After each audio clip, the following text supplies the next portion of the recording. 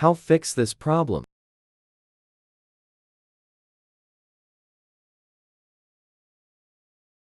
Open Setting. Scroll down.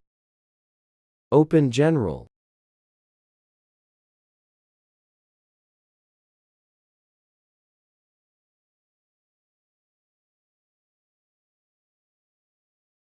Click Date and Time. Turn on Set Automatically.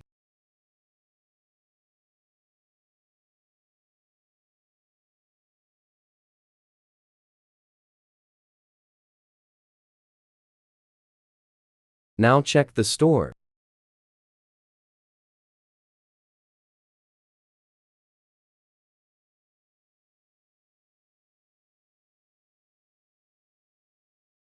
Working successfully. Enjoy your phone.